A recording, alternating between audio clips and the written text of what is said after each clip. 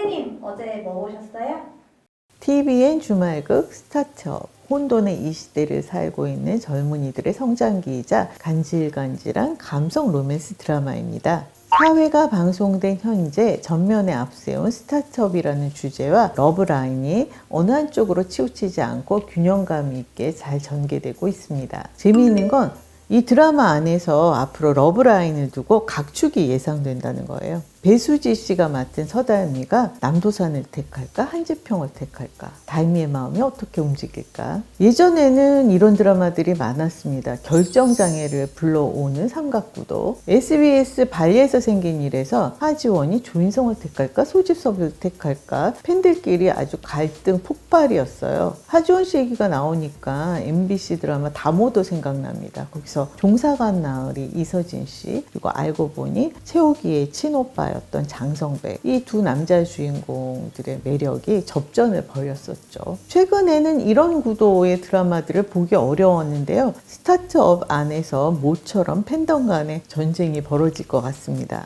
물론 이제 남도산으로 방향이 정해져서 출발을 한 셈이긴 하지만 한지평을 단순히 조력자 키다리 아저씨쯤으로 남겨두기는 어렵게 됐어요. 초반 아역들에게 맡겨진 서사에서 한지평 부분이 무시할 수 없는 수준으로 발전했기 때문입니다. 한지평의 어린 시절을 맡은 남다름 군이 워낙 연기를 잘했어요. 남다름 군은 박혜련 작가의 전작인 피노키오와 당신이 잠든 사이에서 이종석 씨의 어린 시절을 연기했습니다. 그러니까 작가가 믿고 맡기는 연기자인 거죠. 거기에 서달미 아역의 허정은 양, 달미 아버지 서청명 역의 김주원 씨, 할머니 최원덕 역의 김혜숙 씨, 이렇게 이 네 배우가 탄탄히 이 드라마의 앞길을 닦아놨습니다. 제가 지난번에 청춘기록 얘기를 하면서 하이라 씨하고 신혜라 씨가 주인공들의 어머니 역할을 맡게 됐으니까 김혜숙 씨처럼 계속해서 어머니 역할을 맡으셨던 분들은 할머니 역할로 격상을 하겠다 했는데, 진짜 스타트업에서 김혜숙 씨가 할머니 역할을 맡으셨어요. 달미 어머니가 이혼으로 뒤로 빠지고, 그리고 아버지가 사고를 당해서 세상을 떠났죠. 그러면서 할머니의 비중이 높아졌습니다. 이 할머니가 위기의 젊은이들을 바른 길로 이끌어줄 진정한 어른이라는 점이 저는 이 스타트업에서 무엇보다 마음에 들었어요. 2회에 할머니 대사가 있어요. 달미야, 너 코스모스야. 아직 봄이잖아. 찬찬히 기다리면 가을에 가장 예쁘게 필 거야. 너무 초조해하지 마. 누가 저에게 과거 이런 말을 해줬으면 얼마나 좋았겠어요. 저는 뭐 달미처럼 코스모스에 견줄 그런 상황은 아니지만, 뭐 잡초 같은 꽃이라 해도 저는 이제 가을을 넘어서 거의 겨울에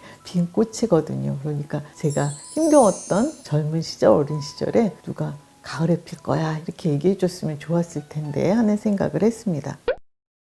이 드라마의 배경인 초기 창업자들을 지원하는 샌드박스. 샌드박스는 놀이터에서 노는 아이들을 다치지 않게 모래를 깔아주는 걸 말한다고 합니다. 달미 할머니 최원덕 씨, 그리고 샌드박스 설립자 윤선학 씨, 서희숙 씨가 맡고 있는데요. 이분들이 드라마에 나오는 젊은이들의 샌드박스 역할을 해주겠죠. 드라마는 캐릭터가 확실하면 서로 유기적으로 얽혀서 스스로 이야기를 만들어 간다고 하잖아요. 불과 지금 4회가 방송됐는데 벌써부터 각자 자리를 잡고 생생히 살아서 움직이기 시작했습니다. 하다못해 AI 스피커 영실이조차 캐릭터가 생겼어요. 서달미, 남도산, 한지평, 이 세 사람은 대필이라는 소재, 그리고 우연이라는 장치 속에서 서로 얽혀있는 관계입니다. 대필이 소재인 작품, 1990년작 프랑스 영화 시라노가 있죠. 본래는 희곡인데 뮤지컬로 제작되어서 요즘도 많은 사랑을 받고 있는 작품이에요. 시라노는 코가 지나치게 커서 외모 컴플렉스를 가지고 있어요. 사랑하는 록산에게 고백조차 하지 못하는 그런 인물인데, 시라노가 젊고 잘생긴 크리스티앙의 편지를 대신 써주면서 자신의 속마음을 편지에 담아서 록산에게 보내는, 그러나 처음부터 끝까지 비극적인 얘기입니다. 대필에서 모티브를 가져와서 TVN 시라노 연애 조작단이라는 드라마가 나왔었고요. 그리고 같은 동명의 영화도 나왔었죠. 시라노에서 그래서 크리스티앙은 대필로 사랑을 얻잖아요. 록산하고 사랑하는 관계가 되는데, 하지만 스타트업의 남도사는 그런 편지가 오갔는지도 모르는 거잖아요. 한지평하고 그리고 달미의 할머니가 그냥 신문에 나와 있는 수학 올림피아드에서 대상을 받은 남도산이라는 아이의 이름을 가져와서 편지를 서로 보내는 그런 이제 설정을 했던 거니까. 남도사는 오랜 시간 동안 이 편지가 달미의 위로가 되었다는 사실에 절망합니다. 자신이 아니니까. 달미의 첫 친구 노릇을 해줬고, 그리고 첫사랑이고, 오랜 시간 동안 달미를 지켜준 편지. 그게 어떻게 없던 일이 될 수가 있겠어요. 그 긴 시간이. 그 자리를 껍데기에 불과한 도산이 어떻게 메울 수 있겠어요. 절망할 만하죠. 캐릭터가 이렇게 좋은데 배우들의 매력도 만만치 않습니다. 남도산 역할의 남주혁 씨. 저는 2014년 JTBC 예능 프로그램에서 남주혁 씨를 처음 봤는데 그때 직업은 모델이었어요. 청춘기록의 사해준, 원혜연처럼 모델로 데뷔했다가 연기자로 전업을 하게 된 케이스인 거죠. 2014년 예능 프로그램에 나왔는데 그 이듬해 2015년에 KBS 학원물 후아유 학교 2015에서 주인공으로 발탁된 후에 치즈인 더 트랩, 달의 연인, 보복영심려, 역도요정 김복주, 하백의 신부, 눈이 부시게, 그리고 보건교사 아는형까지 착실히 연기자로서의 입지를 다지고 있습니다. 모델에서 연기자로 전업을 했지만 연기력 논란을 겪은 적이 없어요. 특히 눈이 부시게에서의 연기는 포를 달 이유가 없는 연기였습니다. 상대 배우가 무려 김혜자 씨, 그리고 한지민 씨예요. 그런데 밀리지 않았어요. 그 슬픈 눈빛이 아직도 눈에 선합니다. 앞으로가 더 기대되는 성장 가능성이 무궁무진한 배우입니다. 그런데 이 남주혁 씨가 TVN 삼시세끼 고창편에 출연했었고 산촌편에서는 손님으로 왔었죠. 커피 프렌즈에도 잠깐 나왔고요. 리얼리티 프로그램이 그야말로 카메라를 하루 온종일 들이대고 있어서 성격이 드러날 수밖에 없는데 이 남주혁 씨는 인성도 좋더라고요. 연기도 잘하는데 사람 성격도 좋은. 거기에 한지평 역의 김선호 씨, 지금 1박 2일 시즌4에 출연하고 있잖아요. 허당 그런 허당이 없습니다. 김선호 씨는 1박 2일 출연 결정이 신의 한 수인 것 같아요. 1박 2일 시즌4가 착한 예능이잖아요. 그래서 김선호 씨의 매력을 잘 살려내고 있어요. 김선옥 씨가 연극을 오래 했다고 하는데 KBS 김과장에 이제 출연하게 되면서 바로 최강 배달꾼의 주역으로 발탁이 됐습니다. 제가 김선옥 연기 잘하네 라고 생각했던 거는 MBC 드라마 툭값을 때 그러니까 조정석 씨 몸에 들어가는 육체 이탈자예요. 근데 사기꾼이거든요. 뺀질거리고 깐죽거리고 기름독에 빠져나온 것처럼 말 안 듣게 생긴 그런 인물이었어요. 그런데 그 다음에 TVN 그 사극 백일의 난고님에서는 또 다른 인상적인 연기를 보여줬고요. JTBC 으라차차 와이키 시즌2에서는 좌충우돌 코믹 연기를 펼쳤거든요. 연극을 오래 해서 그런지 무지갯빛 다양한 연기가 가능한 배우입니다. 한지평이 성인이 되면서 코믹 요소가 한층 짙어졌어요. 변화무쌍한 표정, 눈빛을 보는 재미가 있습니다.